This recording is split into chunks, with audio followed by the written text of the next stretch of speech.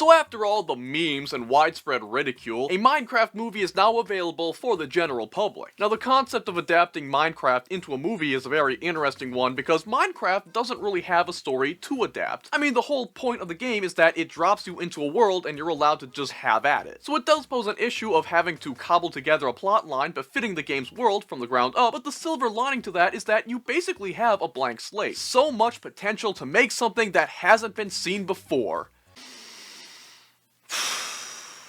The Minecraft movie stars Jack Black playing as Steve, obviously the name lovingly given to the default skin in the game. He works as a doorknob salesman, but ever since he was a child, he yearned for the mines. He literally says that in the movie, by the way. Becoming disgruntled with his ho-hum job as a doorknob salesman, he breaks into a mine shaft, discovering these artifacts that open a portal into the Minecraft overworld. In this world, the mere act of building is as simple as building blocks, and so he eventually creates his own paradise. But after some time, he makes it to the Nether and is imprisoned by this gold-obsessed pigman civilization led by this sorcerer named Malgosha, who hates creativity. She covets Steve's artifact as it would give her access to conquer the overworld. Steve's dog, Dennis, manages to hide these artifacts in the real world at his house. Some time passes since his internment, and his real-world belongings are put in a storage unit, which goes up for auction. A former 80s fighting game champion named Garrett the Garbage Man Garrison, played by Jason Momoa, owns a failing video game store in Chew Glass, Idaho, and he purchases its contents in the hopes of obtaining a rare video game console, but finds the artifact instead. Meanwhile, siblings Henry and Natalie, played by Sebastian Hansen and Emma Myers respectively, move to Chew Glass after their mother's death. Henry is this misunderstood artist slash engineer prodigy who just can't seem to fit in, and he meets Garrett, who shows him the artifact. And then Natalie shows up as well, and they all get teleported to the Minecraft world. However, it becomes nighttime and monsters attack them. Recently freed from his captivity, Steve saves them, but not before the artifact is destroyed, shutting down their way back to the real world. To replace the artifact, they'll need to get a new one at a woodland mansion, so the gang gears up to explore this new world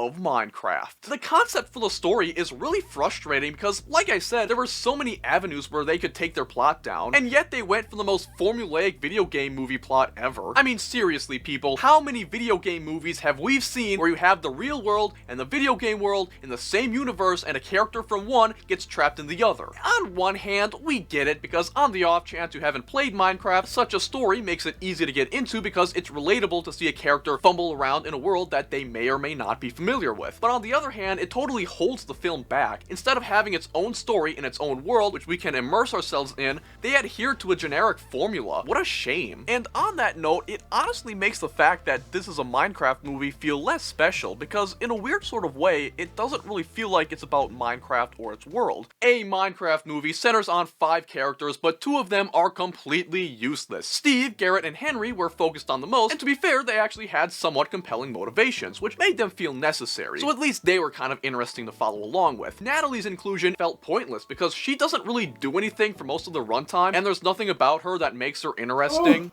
Oh, Mac, you said there were 5 characters. You only listed 4. Well, you'd be correct, Mr. Closet Man.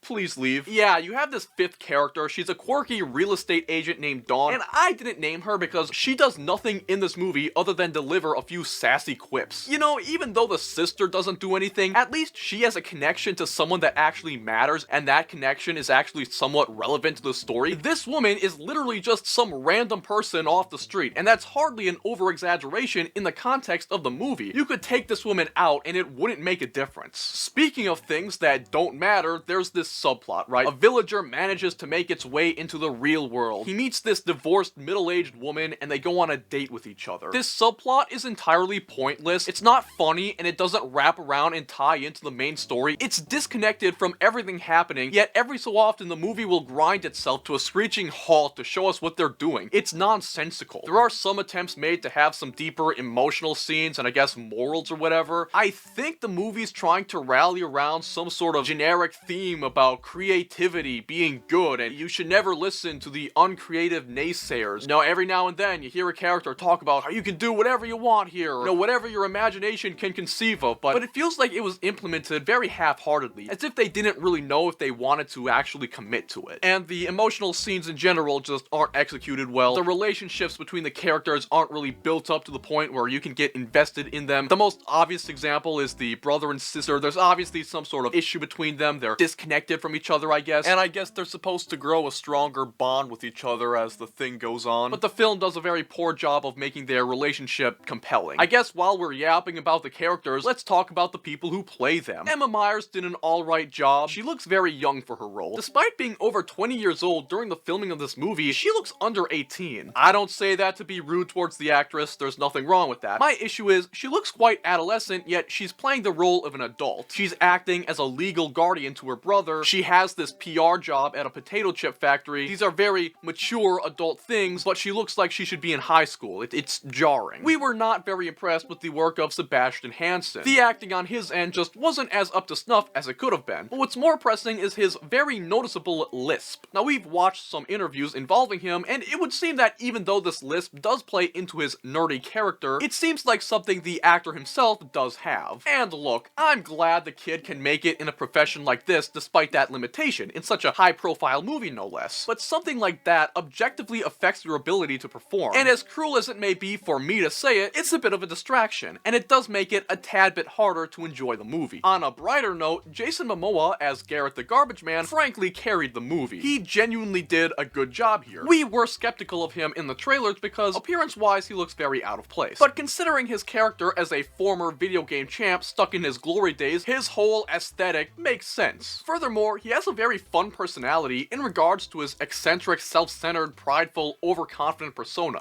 Wait, who are you again? Garrett the Garbage Man Garrison. Gamer of the Year 1989. Whatever. I barely think about it. Despite never really being able to back it up.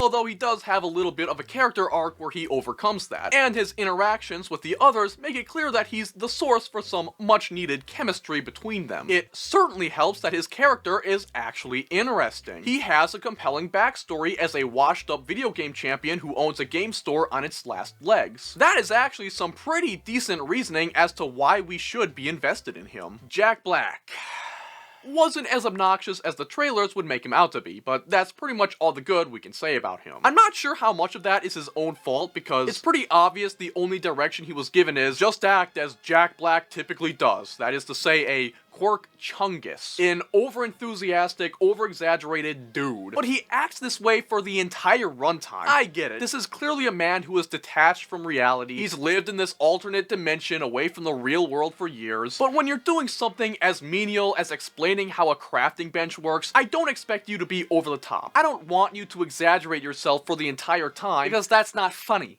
It's annoying. I expect you to exaggerate when there's something actually worth exaggerating. When there is potential for amusement and comedy. He does this silly thing where he makes silly faces and uses weird tone inflections. An ender pearl. And intentionally mispronounces words for comedic effect. It might be funny in a YouTube video, but in a movie it just feels unnecessary. It comes off as trying too hard to be funny. I don't know, imagine if I over-exaggerated myself for an entire video. It would probably be annoying, right? Well, maybe I'm a bad example, but you get what I'm saying. And he'll randomly burst in a song, and I guess it's supposed to be funny, but it relies entirely on it being like heckin' random.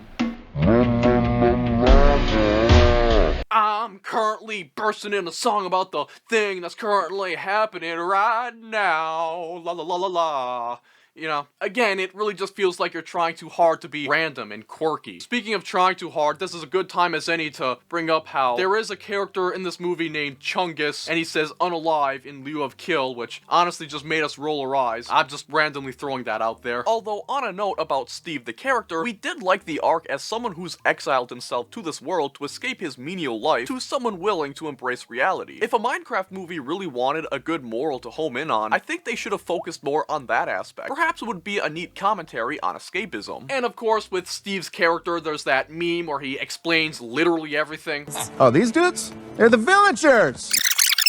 it does feel quite ham-fisted, and a lot of the times not even necessary. There's a scene where he's explaining who the villagers are when, one, the villagers don't even really do anything in the movie, so explaining who they are is a waste of time, and two, even if you don't know what a villager is, all you have to do is put 2 and 2 together. These are people who live in a village. That's all you need to know. When he randomly blurts out, "Chicken Jockey." Chicken Jockey! Even if you don't know what a chicken jockey is in the context of the game, you can very clearly tell that it's a baby zombie riding a chicken. What additional context do you need? Why do you have to tell us that it's a chicken jockey? I don't know why I'm getting so mad right now. It's not that deep. To be fair, it all could just be fan service. Oh, they said the name of the thing, but it's still too on the nose for a reference. The visuals are a bit of a mixed bag. Obviously, people made fun of the trailers because they went for a kind of realistic look, giving it the feel of a video on YouTube where someone upscales Minecraft in Blender, title it, "What if Minecraft was real?" Obviously, the realistic graphics clash with the simple aesthetics of the game, but we will say that the movie does look good in a lot of places. The scenery and settings were really fun to take in, be that the beautiful plains, the village under this natural arch, the towering mountains, the dark mines, and the hellish landscape of the Nether. The environments look really nice while also bearing resemblance to the game, and the real-life sets are pretty good too. The video game store was definitely a standout for us. There are places where this realism infused into the simple art style doesn't look very good, and that's mostly regarding the in-game characters. The villagers look especially grotesque, and in general, seeing these realistic-looking faces on these blocky characters is quite jarring. Although said grotesqueness does actually work in the movie's favor with the antagonist. The piglins look rather appropriate for what you'd expect for an evil race of gold-lusting goblins. One thing we found particularly odd, and we are getting a little specific and nitpicky here, but are the zombies. In the game, they're slow and they always have their arms reaching out. There's not a lot of animation there. But in the movie, they probably have the most movement out of any mob. Other mobs seem to be quite limited in their range of motion, and their movement is quite hefty, and yet the zombies are exaggerated in comparison, waving their arms and bodies around. No, it's not necessarily the inconsistency, it's just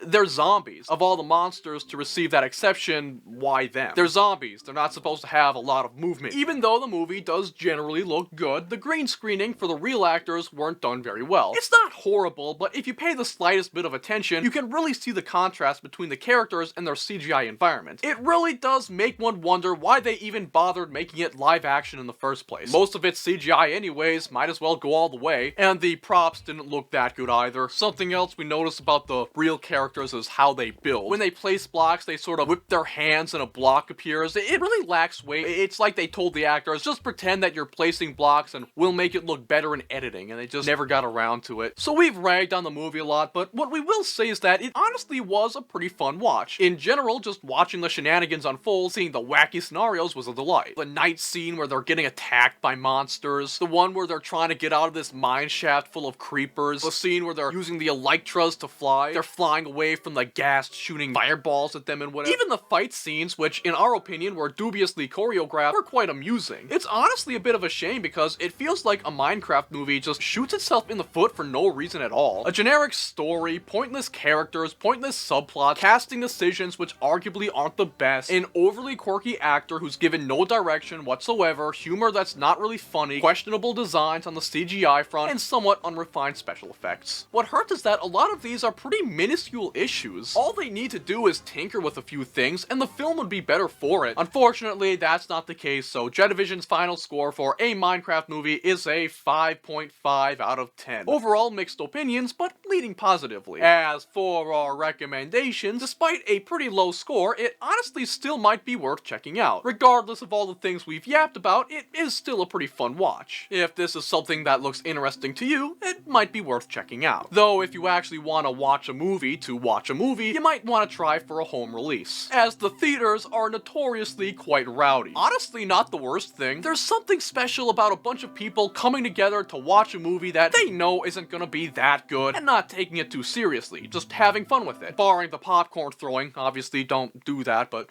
I don't know, last time I saw a theater this enthusiastic was when I watched that Percy Jackson movie, when that half-goat guy held up the Medusa head and he was all like, "I can't pee with this thing watching me."